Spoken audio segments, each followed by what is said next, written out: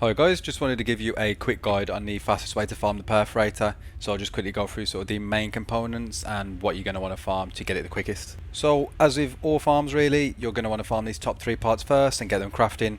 They have a 2 hour craft time, whereas the code doesn't need crafting, and so what you do, you get these crafting and it gives you 2 hours to go out and farm the code, and they can sort of just save you a little bit of time all in all.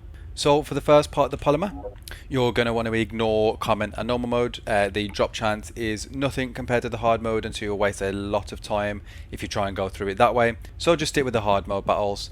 And of the 2 hard modes, you've got pattern 65 and you've got pattern 101. You're going to want to farm 101, and the reason is the shards used for 101 are monomer as a primary, and that is by far the quickest shard to farm for, whereas 65 uses polymer, which isn't a bad shard, but is slightly slower to farm than monomer. So, and that's really the only difference. With the recent change to the bosses at the void reactors, there isn't really any difference between them anymore. They're all super easy, and in this case, pattern 65 and 101 both have a very similar boss in that they both have immunity phases, but because of how easy they are to kill, it doesn't really matter. The main difference is the shards, and so go for pattern 101. And for the second part, the fiber, you're going to want to farm pattern 69. So reason is, again, you want to avoid common and normal mode. The drop chance is just way too low, you'd waste a ton of time, and you want to go for pattern 69 rather than pattern 124, because simply Dead Bride is more than doable in a public lobbies, whereas Molten Fortress is a bit more of a pain. You're going to fail it now and again, and you're going to end up wasting a lot more time than if you would have just gone through for pattern 69.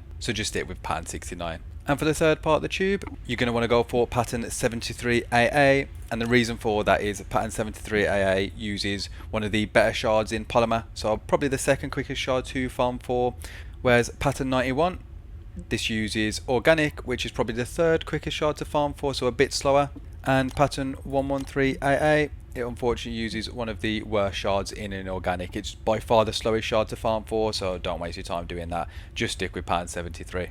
And then lastly for the code, again, ignore the normal mode mission just because of the very low drop chance. And you're going to want to farm for pattern 60. So the reason why you want to farm for pattern 60 is it has, again, by far the fastest shard to farm for in monomer as a primary. So you really cannot go wrong with that. Pattern 122, whilst it does have an okay shard in polymer, it's just going to be a little bit slower. Again, you can't beat monomer when it comes to shards. And then pattern 80 unfortunately uses organic, which whilst it's not the worst, it definitely is slower than monomer. So just stick with pattern 60. Now in terms of the pain point items, the first one being the polyatomic ion particle. So you're going to want to go onto hard mode fortress, and you're going to want to go to this mission here. So it's the battlefield mission command relay. This is by far the quickest mission to get these parts. So it's one of those where sort of a barrier spawns in and you have to kill the enemies that sort of run into the barrier and the bosses that spawn in. So what you'll do is there'll be 2 yellow health bosses that spawn in during this fight. You'll kill them, and they're the ones that can drop these parts. You have sort of 2 drop chances, and they tend to drop around that 15 mark, so you can potentially get this done in 1 run.